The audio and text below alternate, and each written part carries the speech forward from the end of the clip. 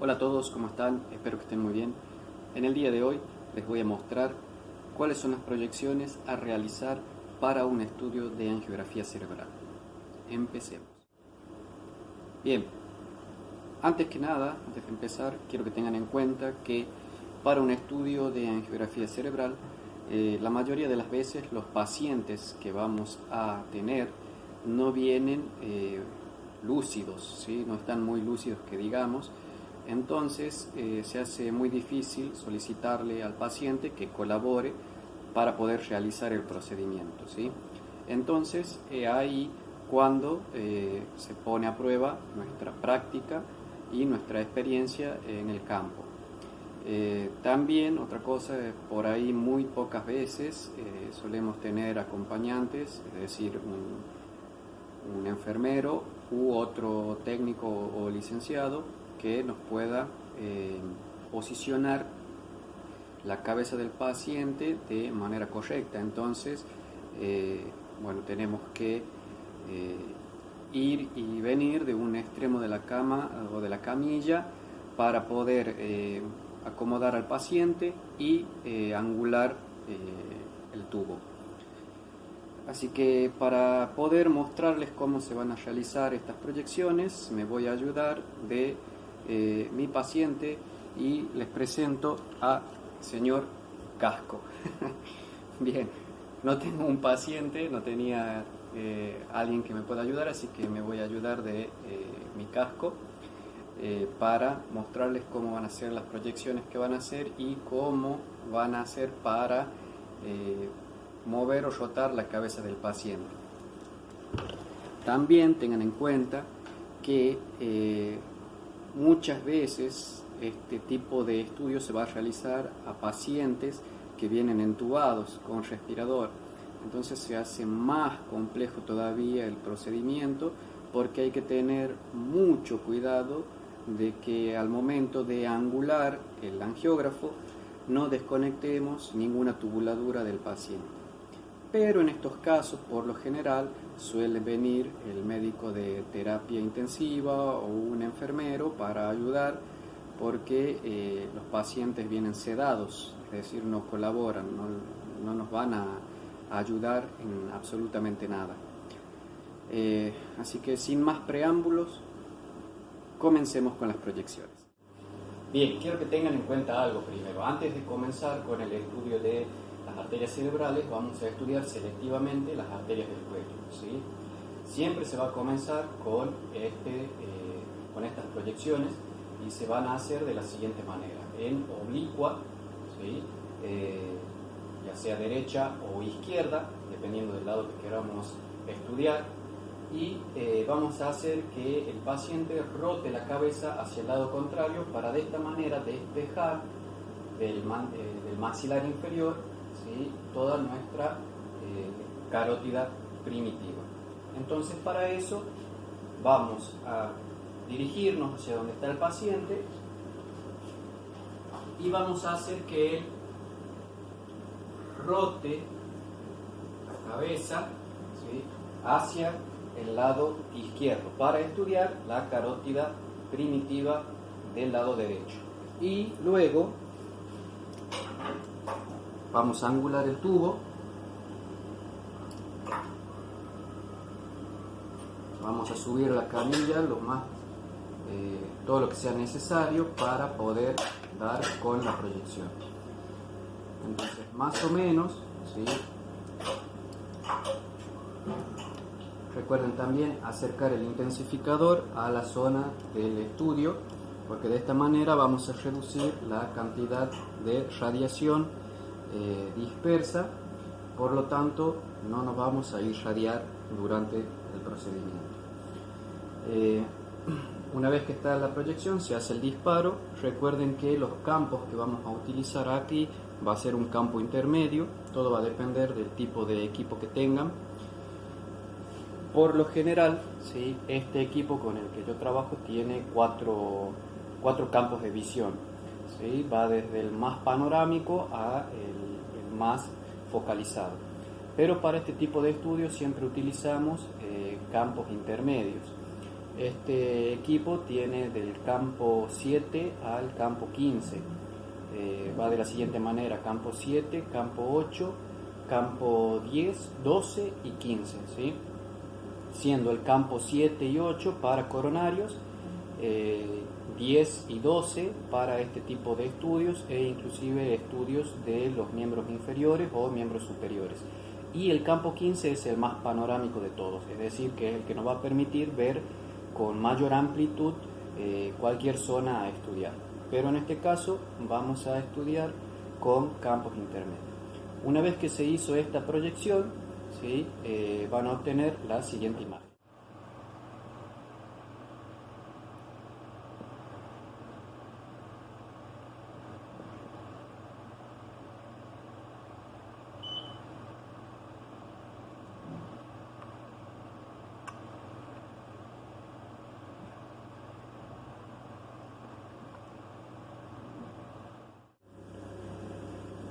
Una vez que se obtuvo esta imagen, ¿sí? Lo que tratamos es hacer abrir bien lo que sería la carótida interna y la carótida externa. Una vez que hicimos esto, vamos a realizar la proyección del lado contrario, ¿sí? Siempre estudiando el mismo lado, es decir, estamos estudiando el lado derecho, pero la proyección va a ser del lado contrario. Entonces, para eso vamos a hacer que nuestro paciente rote la cabeza hacia el lado contrario y vamos a angular el tubo hacia el lado izquierdo.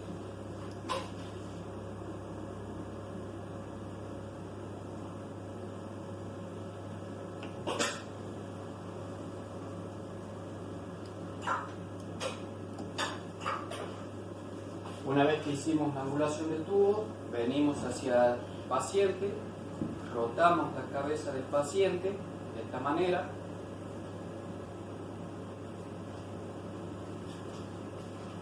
y realizamos el disparo, ¿sí? Seguimos estudiando el lado derecho, pero con angulación oblicua anterior izquierda. Para que tengan en cuenta, la angulación más o menos va a ser de 35 grados, lo mismo que para las coronarias, de 35 grados para un lado, 35 grados para el otro, o menos 35 grados, dependiendo cómo marque su equipo la angulación, ¿sí? La angulación puede variar, puede ir más de 35, dependiendo de lo que se quiera observar, y por ahí también va a depender del grado de movilidad de la cabeza que tenga nuestro paciente. Entonces, vamos a jugar mucho con el tubo para poder dar la mejor imagen. Una vez que se hizo esta proyección, bueno, obtendrán una imagen similar a esta.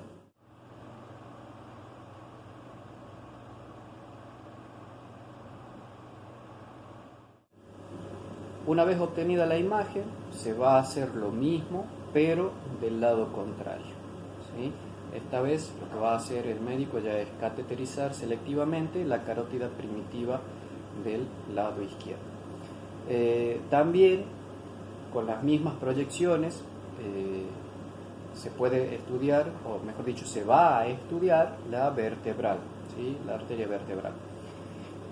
Por lo general, para estas proyecciones, que son para la carótida, van a ser estáticas, es decir, que no vamos a mover la camilla para ningún lado porque se va a utilizar sustracción en el equipo para poder eliminar el hueso y que se vea con mejor claridad todo el trayecto arterial. Para la vertebral se puede hacer exactamente lo mismo o seguir el trayecto de la arteria vertebral. Generalmente seguimos el trayecto de la arteria vertebral porque tenemos que subir hasta el occipital, ¿sí? Así que ese se haría con protocolo de periférico o protocolo cerebral con movimiento dinámico, dependiendo del equipo que ustedes tengan. Entonces, ya una vez realizado todo el estudio de vasos de cuello, se pasa a la parte cerebral, ¿sí? ¿Qué es lo que se va a hacer ahora a continuación? Vamos a hacer una proyección de frente para ver la parte superior, ¿sí?, del llenado de las arterias cerebrales, dependiendo la carótida que se haya cateterizado. Entonces, para eso vamos a hacer lo siguiente: vamos a hacer que el paciente coloque la cabeza mirando de frente al tubo y que pegue el mentón al pecho lo que más pueda. Y nos vamos a ayudar con la angulación del intensificador, que en este caso va a ser cefálica, ¿sí?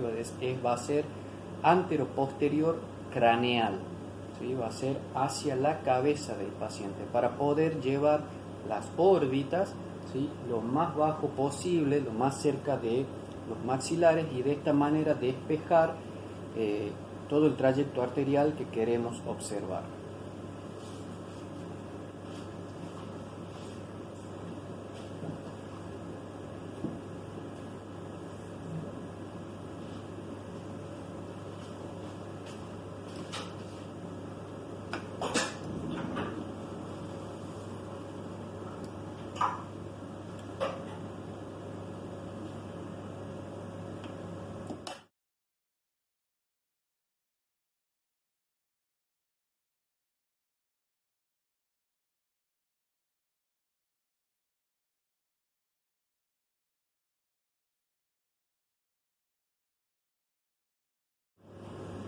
Bien, algo así, ¿sí?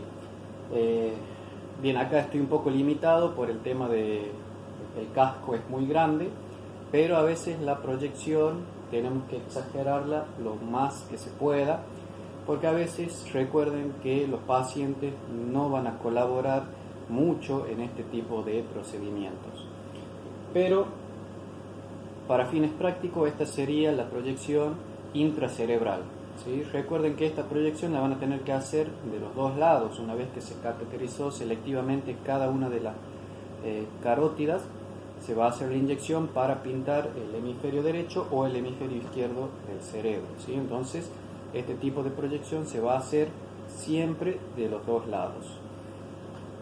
Una vez que se hizo esta proyección, vamos a pasar a una proyección intraorbitaria, ¿sí? O así como está el paciente, lo que hacemos de nuevo es rotar el cráneo hacia un lado y hacemos una oblicua para ver de perfil la arteria que estamos estudiando. Entonces, hacemos lo mismo. Miramos.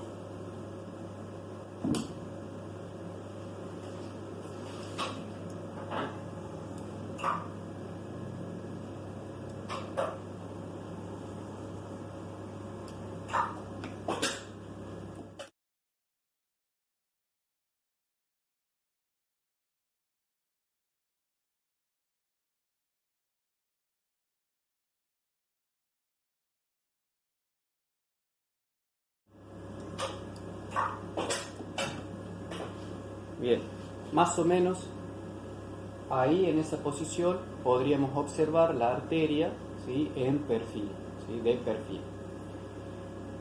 Recuerden que, como lo dije anteriormente, todo va a depender del grado de movilidad que nos pueda brindar el paciente y la colaboración del mismo. Entonces vamos a jugar mucho con la angulación del tubo. Siguiente proyección, una intraorbitaria, ¿sí? Lo que vamos a hacer ahora es colocar la cabeza del paciente de frente y tratar, ¿sí?, de que el intensificador coincida lo que más se pueda con la órbita del paciente. Muchas veces la intraorbitaria la hemos realizado en esta proyección también, ¿sí? También se puede, podríamos hacer esto.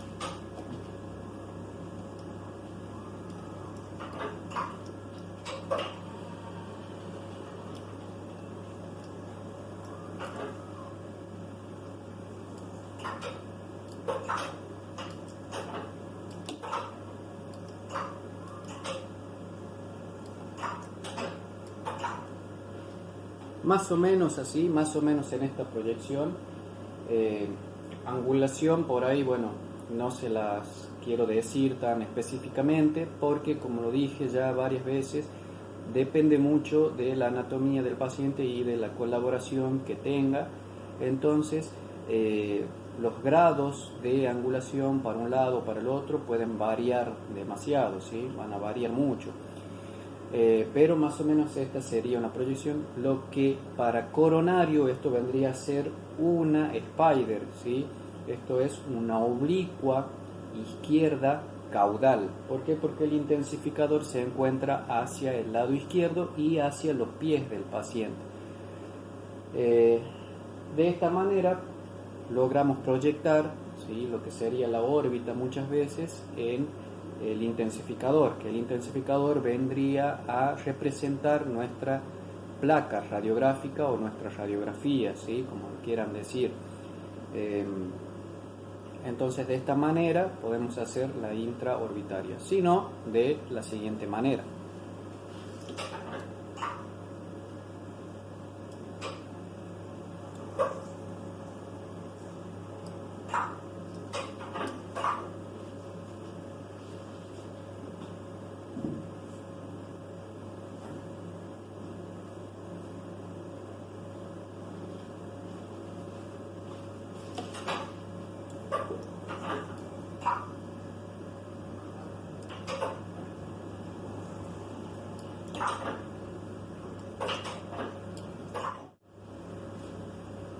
Esto sería una oblicua derecha caudal, ¿sí?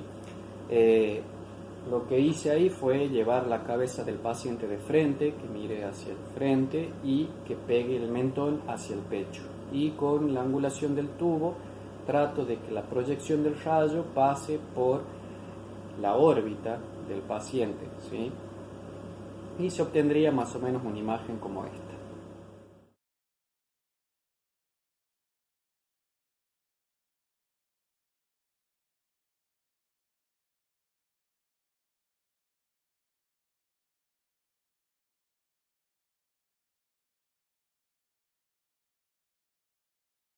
Perfil. ¿Cómo voy a estudiar el perfil? Haciendo que el paciente gire la cabeza.